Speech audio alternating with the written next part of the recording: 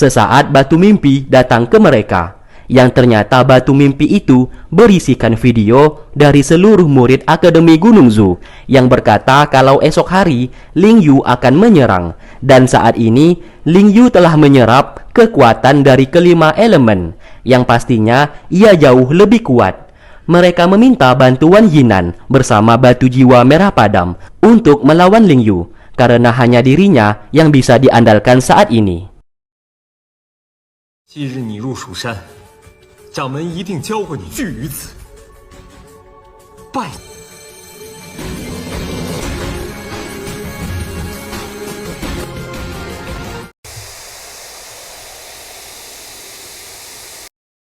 Terlihat Yinan berencana memasukkan kembali batu jiwa merah padam ke dalam tubuhnya.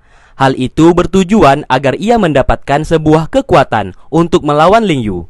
Siluman lebah tidak setuju akan hal tersebut karena akan membahayakan nyawanya. Namun Yinan tidak peduli. Selama bisa menghentikan semua permasalahan saat ini, ia siap mengorbankan nyawanya. Bai bersama Yonggi juga tak dapat melarangnya untuk melakukan semuanya itu. Dan mereka berharap setelah semua masalah ini selesai, Yinan akan tetap selamat. Sebelum semuanya itu terjadi, Yonggi mengutarakan isi hatinya dan ingin menikah dengannya. Yinan yang mendengarkan hal itu tentu saja setuju dan mau menikah dengan Yonggi. Bai di sana hanya bisa melihat dan mengikhlaskan Yinan menikah dengan Yonggi.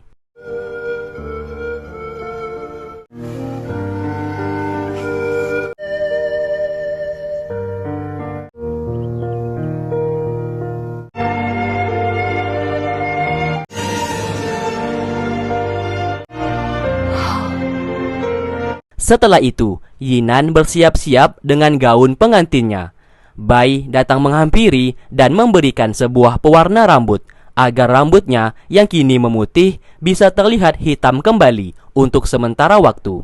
Yinan menerima hadiah tersebut dan akan segera memakainya.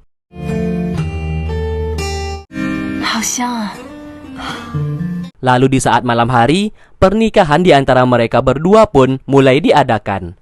Seperti biasa, tanpa penghulu, tanpa saksi, tanpa didampingi orang tua, mereka bisa menikah di bawah sinar bulan purnama dan mengikat janji setia hidup mati bersama.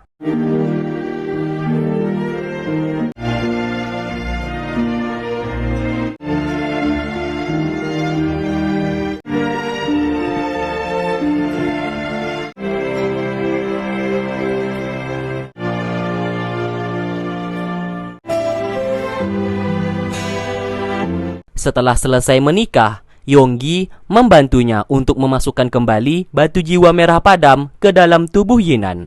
Dan setelah itu mereka pun berciuman.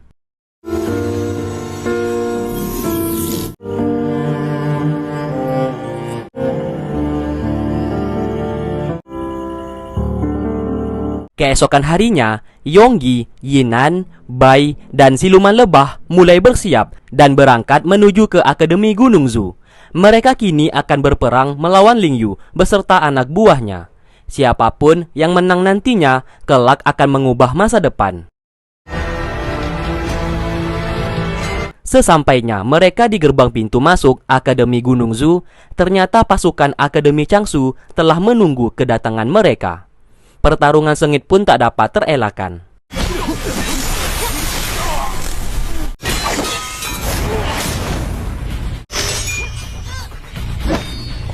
Sesaat, Xiaolan datang membantu mereka bertarung.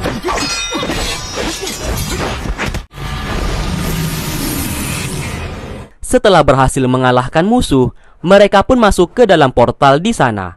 Namun anehnya, portal itu tidak membawa mereka masuk ke dalam Akademi Gunung Zu, melainkan membawa mereka ke suatu tempat yang tak dikenal.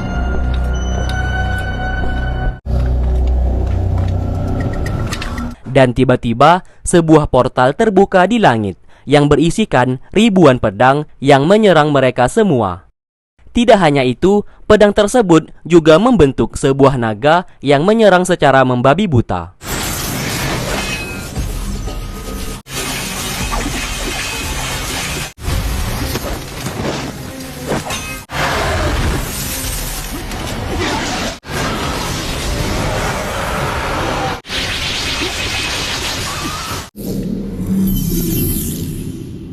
Tak lama kemudian, Yonggi, Bai beserta Xiaolan tidak sadarkan diri dan menyisakan Yinan sendirian. Ternyata semuanya itu ulah dari Lingyu yang sengaja menjebak mereka. Dan kini Yonggi, Bai beserta Xiaolan masuk ke dalam mimpi mereka. Apabila tidak disadarkan dalam waktu cepat, maka mereka bertiga akan tewas.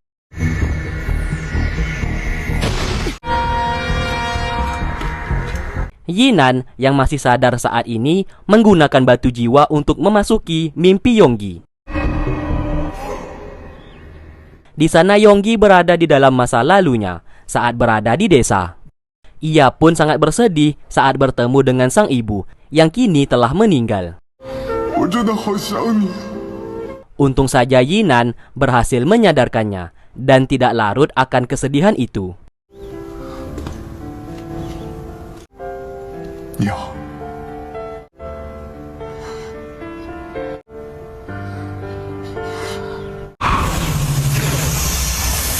Lalu setelah itu, Yinan memasuki mimpi milik Bai. Di sana Bai juga merasa kebingungan karena melihat Yinan yang meminta Bai untuk menikahinya.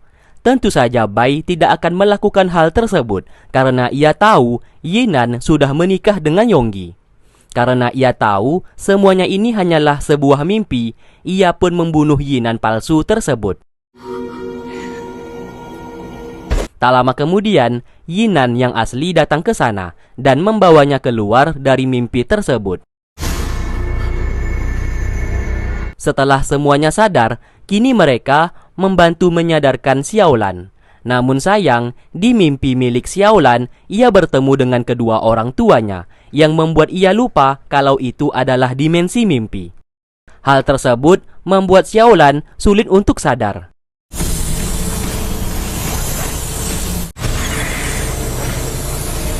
Sementara itu, Akademi Gunung Zhu saat ini sedang bertarung melawan Akademi Changsu yang telah diperbudak oleh Lingyu.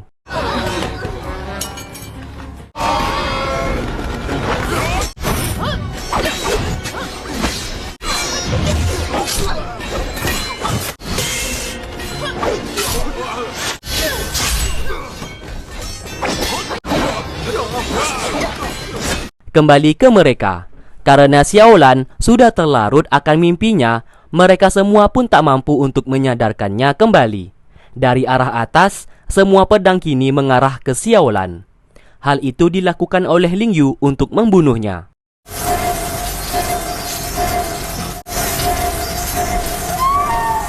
Namun siapa sangka, Paman Xiao, ayahnya itu datang ke sana. Alhasil, Paman Xiao yang terkena tusukan pedang tersebut akibat melindungi Xiaolan. Saat sedang sekarat, ia berhasil melenyapkan semua pedang di langit dan membuat Xiaolan kembali sadar. Melihat ayahnya sedang sekarat, Xiaolan sangat bersedih karena ia sudah menukar kemampuan di kedua matanya untuk bisa menghidupkan kembali sang ayah. Namun di saat ayahnya sudah hidup kembali, kini justru hendak tewas akibat melindunginya. Sang ayah memberikannya sebuah panah legendaris yang merupakan senjata mematikan yang dapat memanah dari jarak 100 mil. Dan setelah itu, Paman Xiao tewas di sana. Tak ingin larut akan kesedihan, mereka berempat berhasil tiba di Akademi Changsu dan berhadapan dengan Lingyu. Bermodalkan kekuatan dari kelima elemen, Lingyu percaya diri akan mampu mengalahkan mereka semua. Dan pertarungan sengit pun tak dapat terelakkan.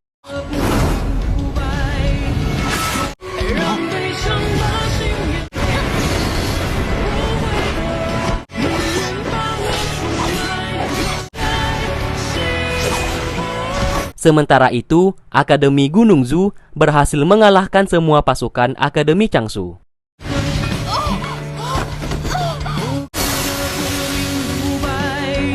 Kembali ke mereka, dan benar saja Lingyu berhasil membuat Yonggi, Yinan, beserta Bai terpojok karena kekuatannya yang besar saat ini.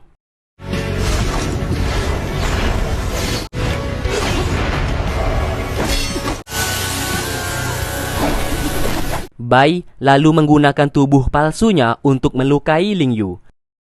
Hal itu berhasil ia lakukan, namun sayang, Ling Yu juga berhasil melukai wajahnya.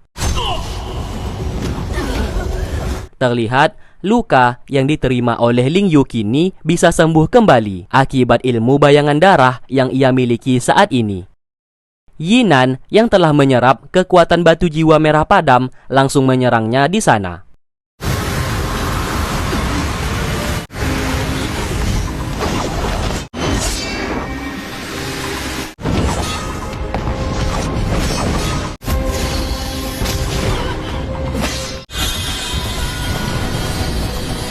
Di dalam pertarungan itu, Ling Yu berhasil menarik batu jiwa merah padam di dalam tubuh Yinan.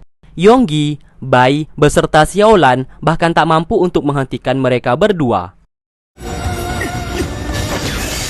Batu jiwa yang ditarik secara paksa kini membuat dunia seperti mau hancur. Hal tersebut dirasakan oleh semua orang, terutama Chang Mei yang kini telah bangun. Apabila mereka tidak cepat menghentikannya, maka kehancuran dunia tak dapat terelakkan lagi. Sesaat, Chang Mei mencoba menahan sebuah gunung yang hendak hancur akibat batu jiwa merah padam. Kembali ke mereka. Akhirnya, batu jiwa itu meledak yang membuat Ling Yu terpental di sana. Ling Yu yang sekarat akhirnya tewas di pelukan Bai yang mencoba menghampirinya. Sedangkan Yinan saat ini termakan kekuatan jahat yang berada di batu jiwa tersebut. Ia pun tak dapat mengendalikannya, dan seketika bulan purnama berubah menjadi merah dan rambutnya kembali memutih.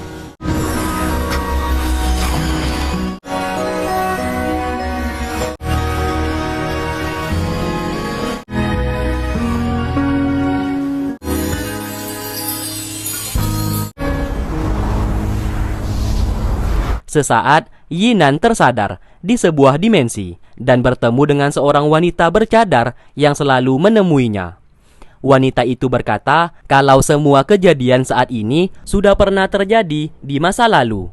Bisa disimpulkan, Yinan sudah melewati semua kejadian saat ini sekitar 3 kali dan terus saja mengulangnya. Dan endingnya, Yinan selalu dirasuki batu jiwa merah padam dan membunuh semua orang. Yinan menjadi merasa penasaran maksud perkataan wanita itu. Lalu, wanita itu pun menunjukkan wajah aslinya, yang ternyata ia adalah Yinan dari masa depan.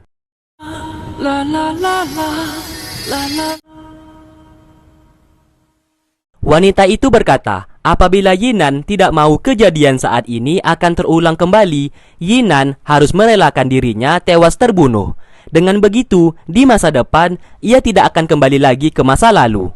Karena selama ini, Yinan terus melakukan hal tersebut.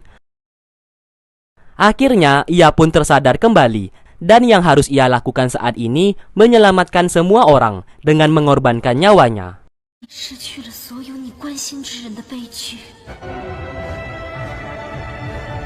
Singkat cerita, esok hari pun tiba.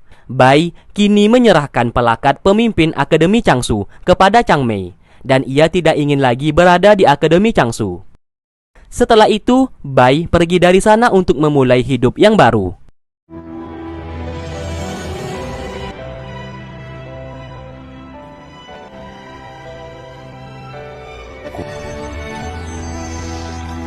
Ternyata saat ini ia pergi ke tembok mimpi dan ingin menghabiskan sisa hidupnya untuk berada di sana, karena hidup di dunia tidak akan membuatnya menjadi tenang. Di Akademi Gunung Zu saat ini, Chang Mei mengangkat Xiaolan beserta kedua murid lainnya untuk dijadikan murid penjaga Akademi Gunung Zu. Mereka pun diberikan sebuah pedang legendaris yang berasal dari kelima elemen. Chang Mei percaya kepada mereka bertiga untuk menjaga Gunung Zu nantinya, karena mereka merupakan generasi penerus Akademi Gunung Zu.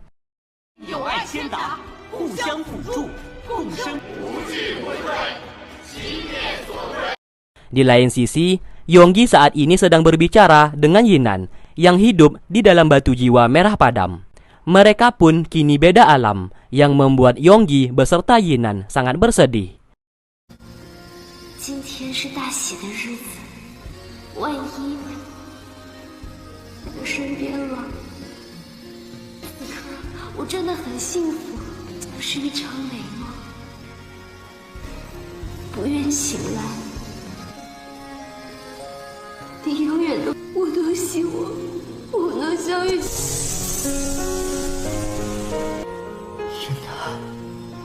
Tak ingin larut akan kesedihan, Yonggi pergi ke sekte Suan Yin dan berencana masuk ke dalam tembok mimpi untuk bertemu dengan kakek tua di sana.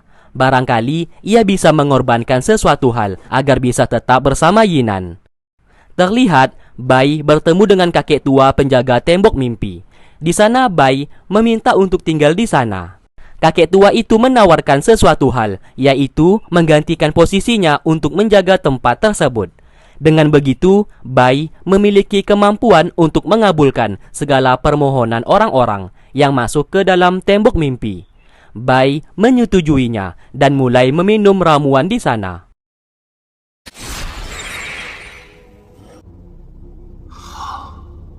Dan setelah itu, Yonggi yang masuk ke dalam tembok mimpi sangat terkejut karena orang yang ia temui saat ini adalah Bai.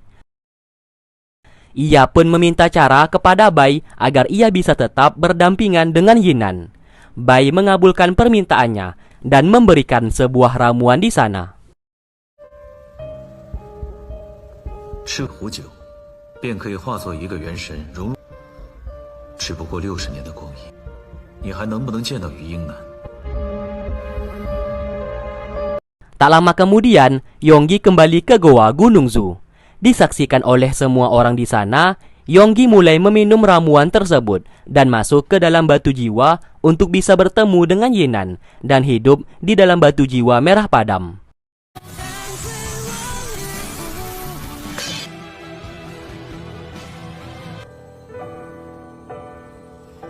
Singkat cerita, berpuluh tahun kemudian, kini bar tempat yang dijaga oleh Bai telah mengalami perubahan dan ia tetap masih terlihat muda karena telah meminum ramuan dari si kakek tua waktu itu. Hidupnya kini dihabiskan untuk menjaga bar tersebut.